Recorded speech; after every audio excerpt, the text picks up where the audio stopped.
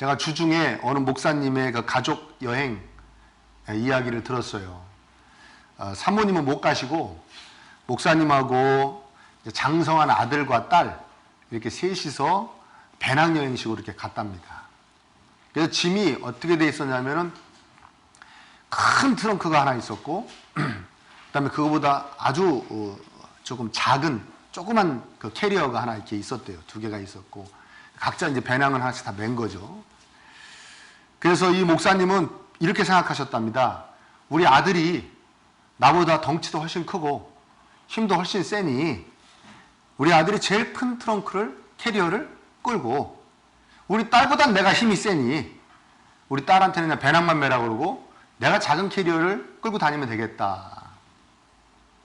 그런데 그 목사님 말씀하시는데 약 2주 동안 여행을 했는데 큰 캐리어는 항상 당신의 몫이었다고 합니다. 그러면서 이 목사님이 아주 중요한 걸 하나를 깨달았대요. 힘이 세다고 제일 무거운 걸 드는 것은 아니구나. 그러면서 더 한 발 나아가 깨달았답니다. 늘 생각하는 거였지만 돈이 많아도 헌금하는 것은 아니다.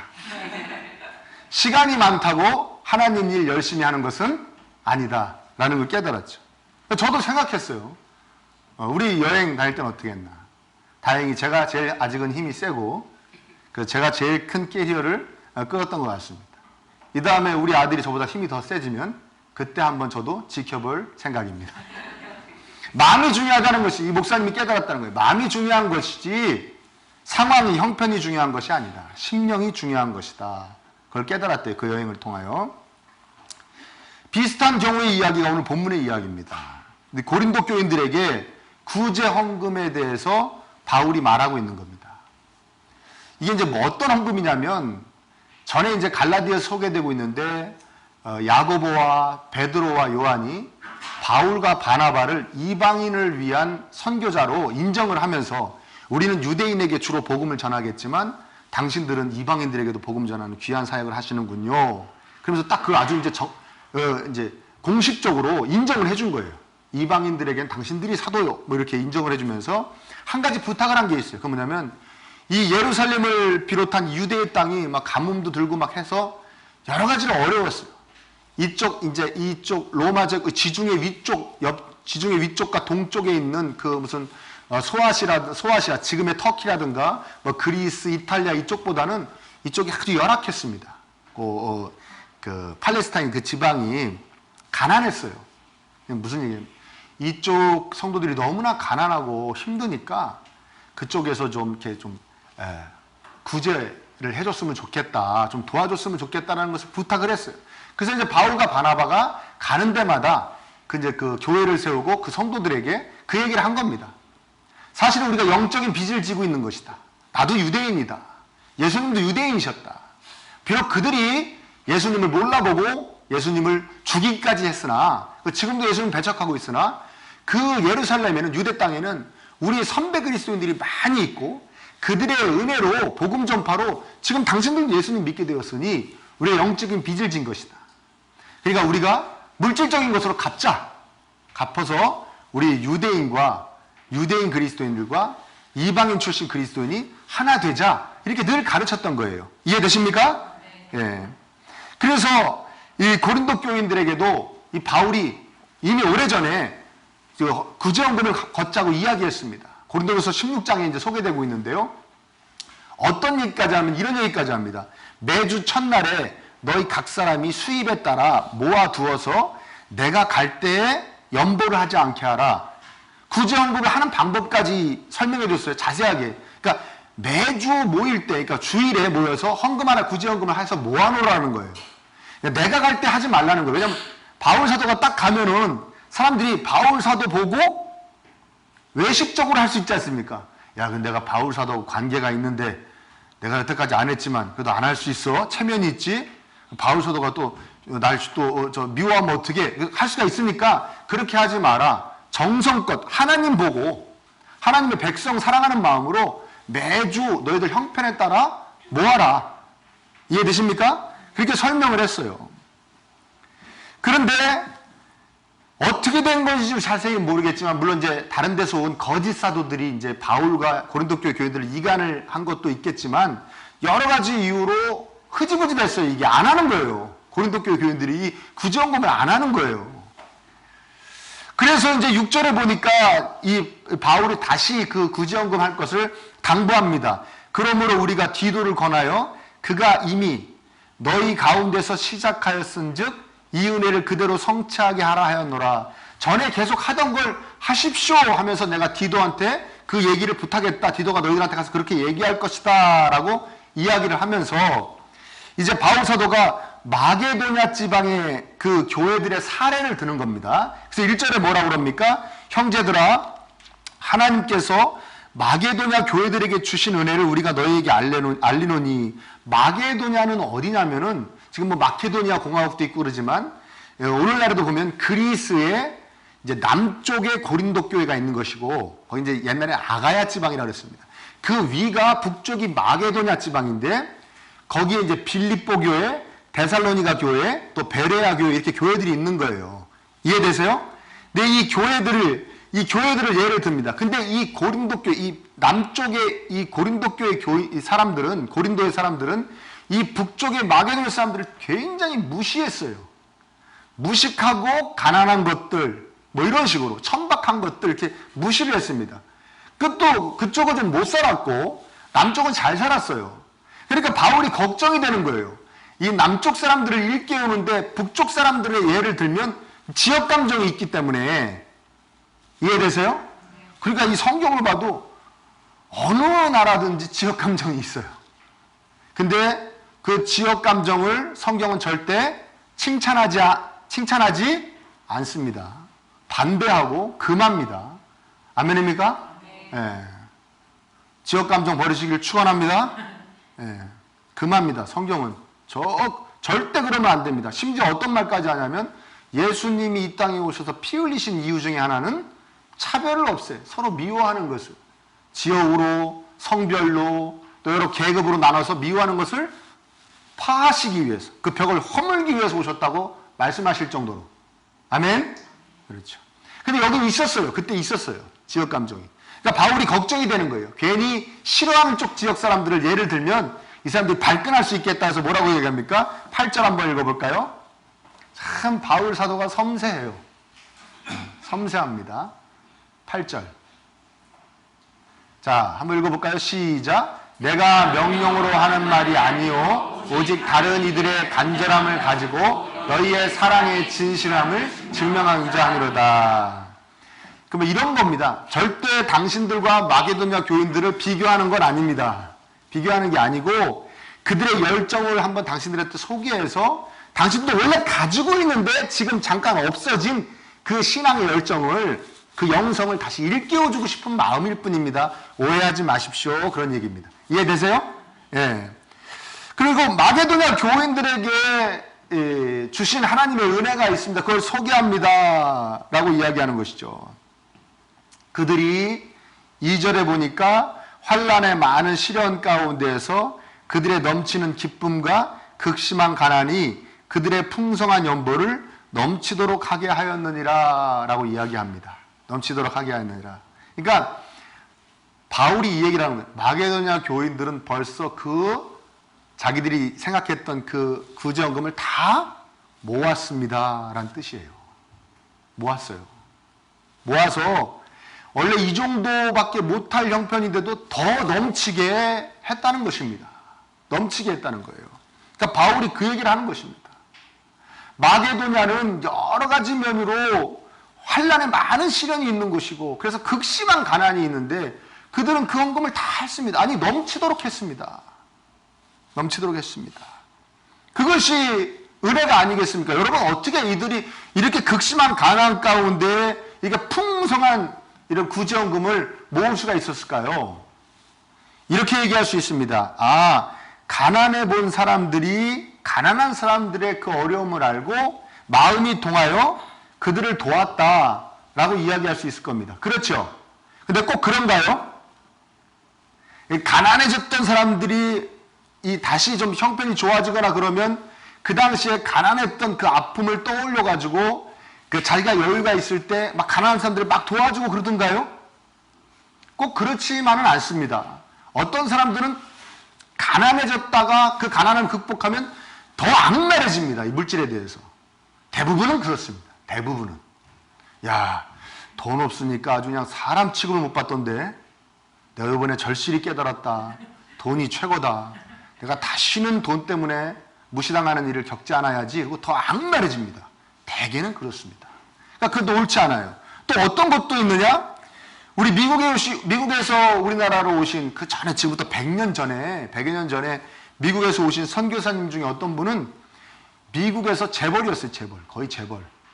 근데 갑자기 하나님께 은혜를 받아가지고 자기 재산 다 팔아서 자기 그 근처에 있던 가난한 사람들을 다 나눠주고 그 중에 또 얼마를 가지고 우리나라를 들어와서 우리나라에서 구제하면서 선교하신 그런 선교사님도 계십니다.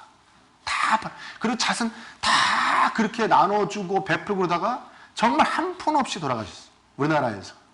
저 양화진에 가면 그분의 묘가 있습니다. 그러니까 그거는 아닌 거예요. 가난에 받기 때문에 가난한 사람들의 아픔을 알아서 그래서 도와주게 된 것 같습니다 라는 얘기가 아니에요. 이 얘기는. 이해되세요? 자, 그럼 4절과 5절에 또 이렇게 얘기합니다. 이 은혜와 성도 섬기는 일에 참여함에 대하여 우리에게 간절하게 구하니. 아니, 마게도냐 사람들한테는 바울이 얘기도 안 했다는 거예요. 마게도냐 사람들에겐. 근데 마게도냐 사람들이 그 빌립보 교회, 데살로니가 교회 이 사람들이 먼저 얘기했다는 거예요. 그렇게 유대 땅에 있는 예루살렘에 있는 우리 선배 그리스도인들이 힘들다고 하니 우리가 좀 구제연금을 보냈으면 좋겠습니다 하고 바울에게 먼저 얘기했다는 겁니다. 이해되세요? 그 5절에 우리가 바라던 것뿐 아니라 그들이 먼저 자신을 주께 드리고 또 하나님의 뜻을 따라 우리에게 주었도다. 우리에게 구제연금을 주는 그 자체에 먼저 어떤 것이 영적으로 선행되어졌냐? 자신들을 먼저 주께 드렸다는 거예요. 그게. 여기서 깨닫습니다. 평상시의 삶에서 이 마게도냐 지방 교인들은 자신을 주님께 드렸기에 주님 마음대로 자신의 재물을 사용할 수 있었다는 거예요. 그러니까 부자가 연봉을 하는 것이 아니라, 부자가 구제를 하는 것이 아니라, 가난하다고, 가난해 봤다고 또 하는 것도 아니라, 자신을 주께 드린 사람이 자신의 재물도 주님의 기뻐하시는 일 위해 쓸 수 있다는 것입니다. 이해되십니까? 네. 그러니까 하나님께서 나를 위하여 당신의 독생자를 주신 것을 깨달은 사람이 자기 자신을 또 주님께 드릴 수 있다는 거예요. 하나님의 독생자를 자기 자신, 나를 위하여 주신 것을 깨달은 사람이 나를 그 하나님께 드릴 수 있다는 겁니다. 그래서 이 구제는 하나님의 은혜 중에 은혜고 은혜의 어떤 표현이에요. 나타남입니다. 아멘입니까? 그 로마서 12장 8절에는 구제를 은사로 얘기해요. 구제하는 자는 성실함으로 구제할 것이다. 이렇게 구제를 은사로 얘기합니다. 그래서 많은 또 설교나 이런 데서 구제는 은사입니다. 구제를 잘하는 사람들은 은사입니다. 그래서 구제를 안 하는 사람들에게 어떤 그 양심의 탈출구를 만들어주는 것이죠. 뭐기 때문에? 은사예요. 나는 구제하고 싶지 않아. 가난한 사람 봐도 아무 마음 들지 않아. 그럼 어떻게 얘기하면 됩니까? 나는 그 은사를 못 받았어. 하면 되는 것이죠. 할렐루야. 참 빠져나갈 길은 많이 있어요. 그런데 앞에서도 말했지만 이 구제를 하는 것은 은혜 받음의 나타남입니다. 하나님이 나를 위하여 당신이 살찌끼고 피 흘리심으로 당신을 나를 위하여 주셨다는 것을 깨달은 사람이 그 은혜 안에서 그냥 자신도 모르게 자신의 것을 하나님이 기뻐하실 일에 하나님이 대신 또 피 흘려주신 백성들에게 나누어줄 수 있는 것, 이거는 그냥 은혜를 받은 사람한테 당연히 나타나는 은사죠. 이것도 은사죠. 그러나 특별히 어떤 사람에게 주고 어떤 사람에게 주지 않는 은사가 아니라 구원받은 자들에게는 다 같이 나누어 주신 하나님의 은혜의 선물임을 믿으시기를 축원합니다. 어떤 마음입니까? 어렵고 힘든 자를 불쌍히 여기는 마음. 아멘.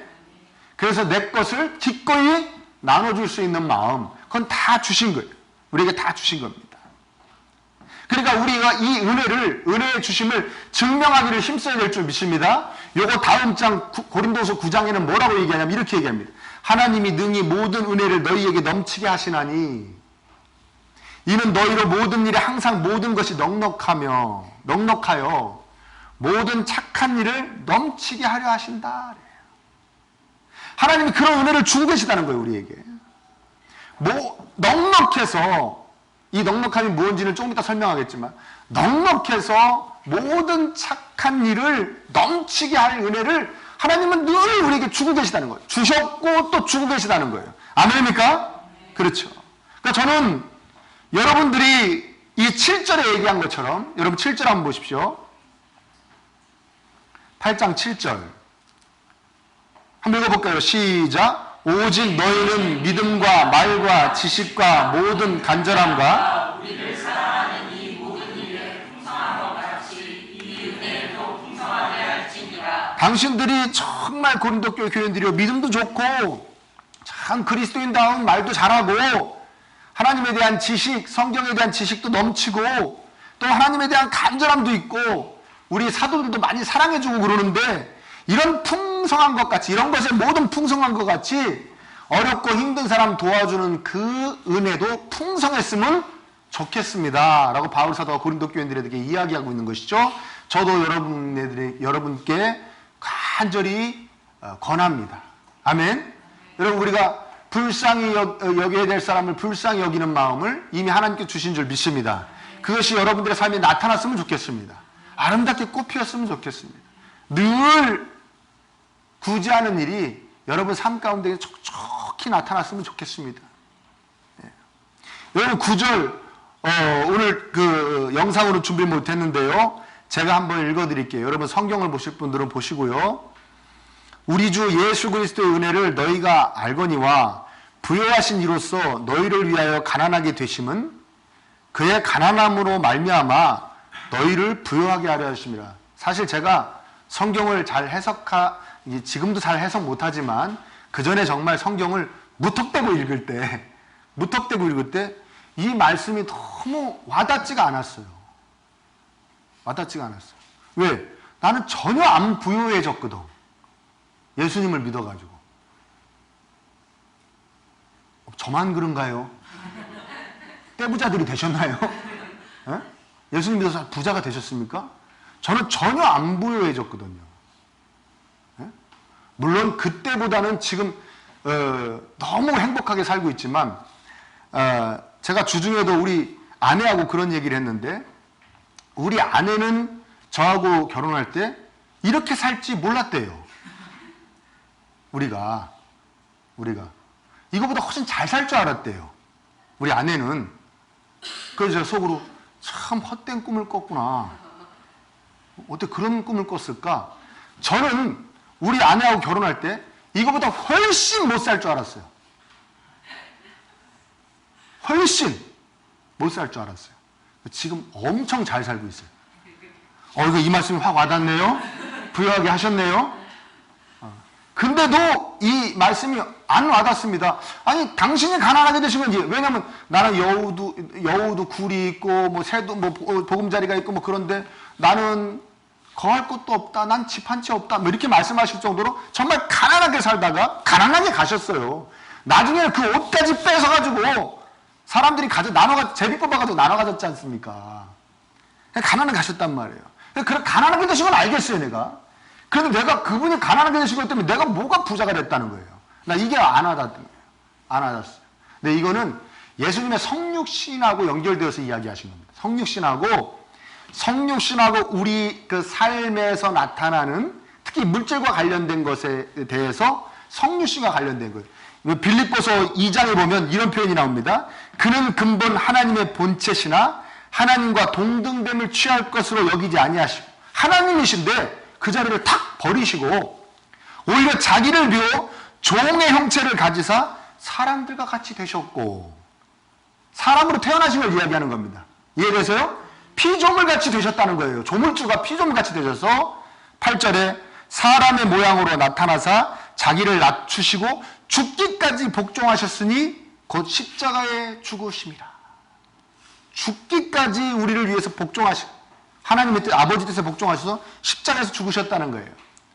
그러니까 이게 무슨 얘기냐면, 예수님께서 이 땅에 오셔서 그 놀라운 사랑을 우리에게 부어주신 것은, 그리고 지금도 부어주고 계시는 것은 우리를 부유하게 하려고 하시는 것인데, 그 부유함이 어떤 것이냐? 가시적인 부자가 되게 해주신다는 말씀이 아니라는 거예요.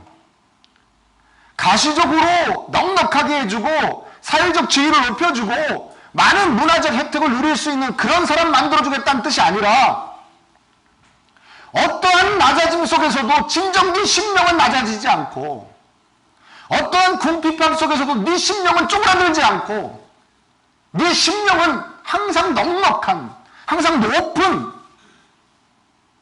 그런 심령이 되게 해주시겠다는 거예요. 형편이 너를 어떻게 좌지우지하지 못하는 그런 사람을 만들어주겠다는 거예요. 그래서 내가 너를 위하여 피 흘렸고 지금도 그 사랑을 너한테 부어주고 있다는 것입니다. 아멘?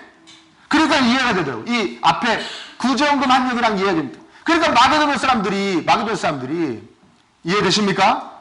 마게도냐 사람들이 그 어려움 가운데에도 그 어려움에 쪼가들지 않고 주눅들지 않고 그 어려움 가운데에도 물론 다른 지방보다 훨씬 총 액수로 보면 적었겠죠. 헌금이 그 구제금이. 그렇지만 자기들 안에서는 옆에 사람들이 봤을 때 어떻게 저 사람들이 저런 다른 사람을 도와주겠다고 저렇게 헌금을 내나 할 정도로 다른 사람들이 놀랄 정도로 할 수 있었던 것은 그들의 극심한 그 가난함이 그들을 좌지우지하지 못했다는 거예요.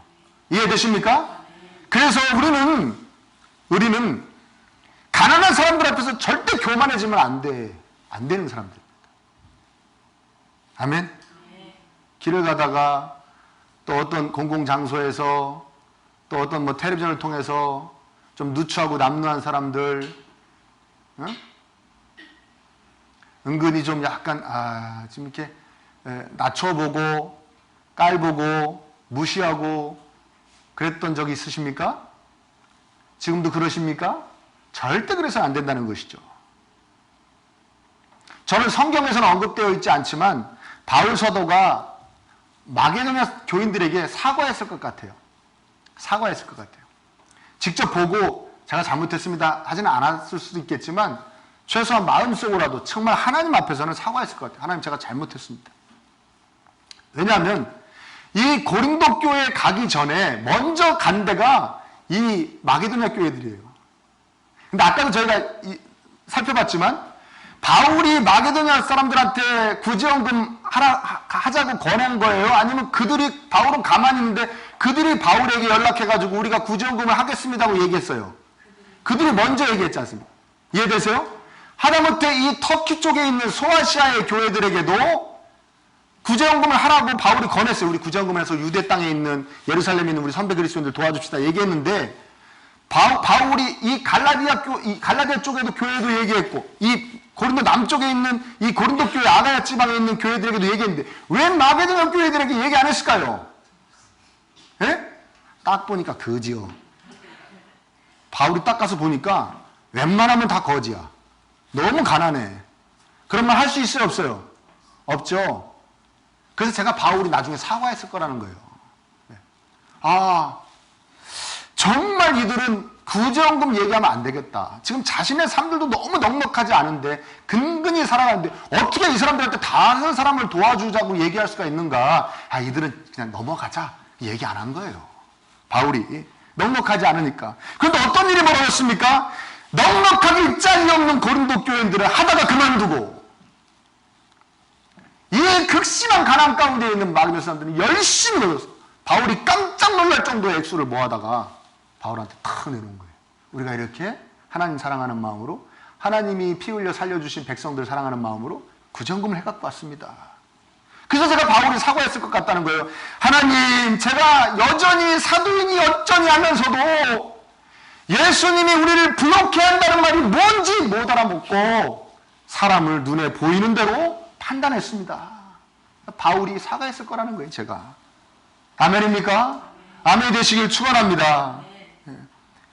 무시하면 안 됩니다. 교만해져서도 안 됩니다. 왜냐하면 나보다 눈으로 봤을 때는 세상적으로 훨씬 가난한 사람이, 낮은 사람이 영적으로는 나보다 훨씬 더 부유할 수 있기 때문에 그렇습니다. 부유할 수 있기 때문에. 하나님께서 이 땅의 독생자를 우리에게 주신 이유는 우리를 정말 부유하게 하시려고 주신 거예요. 우리를 진짜 부자가 되게 하시려고 주신 것입니다. 우리 진짜 부자가 되었으면 좋겠습니다. 그러니까 저는 이 이야기를 쭉 이렇게 펼치다 보니까요, 2절 말씀이 깨달아지는 거예요. 우리 2절 한번 다시 읽어요. 너무 은혜로운 말씀입니다. 우리가 언제 한번 그 부활주일 때 그 계란 나눠주러 나갔을 때 제가 계란 나눠주는 거기다 좀 성과 하나를 좀 넣었으면 좋겠습니다. 목사님 성과 하나 주십시오 해서 준 여러분들에게 드린 성과 바로 이 성구입니다. 이 성구가 세상 사람들은 읽으면서 이게 뭔 얘기야? 그랬을 겁니다. 읽어보실까요? 2절 8장 2절 시작. 환난의 많은 시련 가운데에서 그들의 넘치는 기쁨과 극심한 가난이 그들의 풍성한 연보를 넘치도록 하게 하였느니라 그랬습니다. 이 말이 이들이 극심한 환난 가운데 극심한 가난 가운데 어떻게 이렇게 연보를 할 수 있는 사람들, 진짜 부자가 됐냐면 그 어려움과 가난 가운데에서 예수님을 만난 거예요. 아멘입니까? 고린도 교인들에게는 저번에 한번 만났는데 넉넉하다 보니까 쭉 잊어버리고 살았는데 아무 문제가 없으니까 쭉 잊어버리고 살았는데 이들은 환난 가운데서 이 가난함 가운데서 예수님을 다시 만난 거예요. 예수님을 다시 만나는 거예요. 아멘입니까? 그러니까 그 은혜가 넘치는 거예요. 어떤 은혜입니까? 심령이 부유하게 되는 은혜. 그 은혜가 넘치는 것입니다. 콩 한 쪽밖에 먹을 게 없는데 바울 사도요, 좋습니다. 반쪽 먹으면 되죠. 그리고 반쪽 부정금 한 거예요. 누굴 만났기 때문에? 예수님을 다시 끊임없이 어려운 가운데, 환난 가운데 만났기 때문에 그 은혜로 이들은 연보를 할 수 있게 된 겁니다. 구제연금을 할 수 있게 된 것입니다. 아멘이 되시기를 축원합니다. 여러분, 우리 모든 그리스도인들의 간증을 살펴보십시오. 언제 예수님 만났다고 그럽니까? 아파서 죽게 되었을 때, 큰 사고로 목숨이 위태로울 때, 정말 다 망해가지고 내 친척들도 다 나를 버렸을 때, 우리 사랑하는 가족들이 다 뿔뿔이 흩어졌을 때, 아멘입니까? 세상에서 너무 낮아져서 모든 사람들이 자기를 우습게 알고 멸시하는 것 같은 마음이 들었을 때, 그때 예수님 만났다고 다 간증하고 있지 않습니까? 그러니까 여러분, 우리의 낮아짐은 절대 하나님이 봤을 때 낮아짐이 아님을 여러분 깨달으시기를 축원합니다. 하나님은 그렇게 생각하시는 거예요. 너 지금 나 만날 때다. 너 지금 나 만날 때야.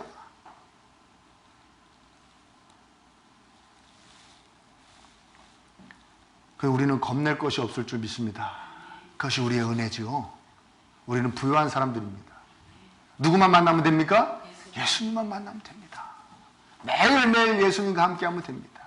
누구도 뺏어갈 수 없는 부유함이 우리 안에 있는 것입니다. 저는 여러분들이 진짜 부자가 되었으면 좋겠습니다. 하나님이 여러분들을 어떻게 판단하실지를 여러분 우리 늘 생각해야 됩니다. 하나님이 내가 물질이 많다고 하나님이 야 너 1등 성도야 하시겠냐고요. 내가 세상에서 지위가 없다고 그래서 명예가 있다고 해서 야 너 정말 나한테 영광을 돌리는구나. 너 정말 끝내준다. 하나님이 그렇게 하시겠냐고요. 내가 막 세상적으로 많은 것을 누리고 문화적 혜택을 누리고 막 그렇게 산다고 그래서 넉넉하게 산다고 하나님이 야 너 정말 멋있게 산다고 그러시겠냐고요. 아니죠. 어떠한 형편과 상황을 뛰어넘어서 마음이 부유한 사람, 야 내가 너를 위하여 진짜 제대로 피 흘렸구나. 네가 진짜다. 네가 1등이다. 네가 최고다. 하나님이 이렇게 평가하실 줄 확신합니다. 아멘. 여러분 이 점을 늘 잊지 않으시기를 축원합니다. 하나님 우리를 그렇게 보시는 거예요. 네 심령이 부유하냐? 네 심령이 부자냐? 아니면 그냥 세상적으로 눈에 보이는 거냐? 부자가 되고 싶어서. 여러분 제가 얼마 전에 들은 얘기인데요. 어린아이들이 꿈이 변했대요. 옛날엔 우리 어린아이들한테 초등학생들한테 앞으로의 꿈을 뭐 희망을 적어내려면 명예직이 많았지 않습니까? 명예직. 그래 안 그래요? 명예직. 사실 그것도 돈이 꽤 되는 것들이었죠. 뭐 대통령도 돈이 되죠. 대통령. 그 다음에 또 뭐였죠? 의사. 의사. 의사도 돈 버는 쪽보다는 다른 사람을 나 감기 걸렸을 때 뭐 우리 동네 의사 선생님 나 고추졌으니까 나도 의사 돼야지 뭐 그런 개념이었잖아요. 뭐 또 뭐 판사, 검사 뭐 이런 거 있지 않습니까? 쭉 그런 거지. 명예직이 많았는데 지금 명예직 하나도 없대요. 온전히 이걸 하면 떼돈을 벌 수 있겠다. 대표적인 뭐예요? 아이돌. 나 아이돌 스타가 되겠다. 자기들이 봐도 막 몇 억짜리 차를 타고 다니고 막 그러지 않습니까? 왜 애들이 초등학교 고학년이나 중학교만 가면 다 막 이러고 다닙니까? 머리 흔들면서 힙합이니 뭐 이러고 왜 달고 다닙니까? 딱 보니까 그 사람들도 좀만 뜨면은 막 몇 억짜리 차 타고 다니면서 막 슈퍼카니 타고 다니면서 막 집도 으리으리하고 막 여기다 금목걸이 막 주렁주렁 달고 다니는 거 그거 보는 거예요. 그러니까 정말 우리가 무슨 인문학이 발전했다, 사람답게 사는 것에 대한 학문이 발전했다, 사람답게 사는 것이 중요하다고 이야기를 하고 있지만 점점 더 뭐가 최고라고 생각합니까? 돈이 최고라고 생각합니다. 점점 더. 이 어떤 이 마귀의 이 궤에 다 잡혀가지고, 서로 잡혀가지고, 저도 여러분들도 거기에 뻥뻥 묶여가지고, 하나님을 온데간데 없애버리고, 물질이 우리의 신이 돼가지고, 사람도 다 그걸로 판단하고, 자기 자신도 그걸로 판단하고, 꿈도 그거고, 신앙도 그거고, 돈.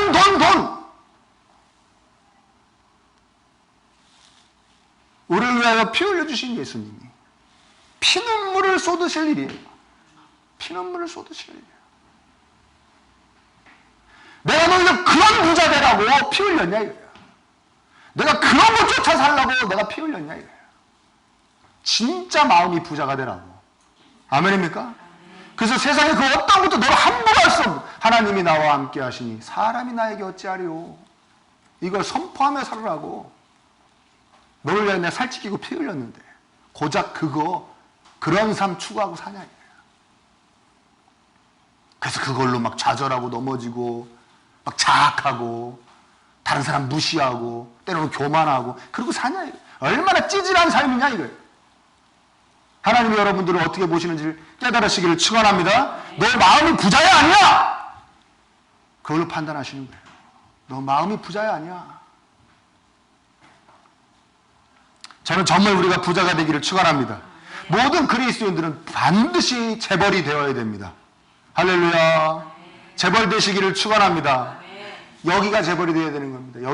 여기가 재벌이 되어야 됩니다. 자신의 은행 잔고를 보고 자신의 총 재산을 보고 한숨 나오지 않는 분들로 넘쳐나기를 축원합니다. 한숨 쉬지 않는 분들로 우리 교회가 넘쳐나기를 축복합니다. 반드시 부자 되어야 될 줄 믿습니다. 상황에 따라 심령이 쪼그라들었다, 늘어났다, 높아졌다, 낮아졌다, 부자 아닙니다. 아멘입니까? 늘 하나님 바라보면서 하나님이 그 주신 사랑으로 이 안이 풍성해져서 늘 넉넉하고 늘 여유롭고 아멘. 늘 기쁨과 감사가 넘치는 그래서 기꺼이 나보다 더 어려운 사람 도와줄 수 있는 그런 진정한 부자 그리스도인들 되시기를 예수님의 이름으로 축복합니다.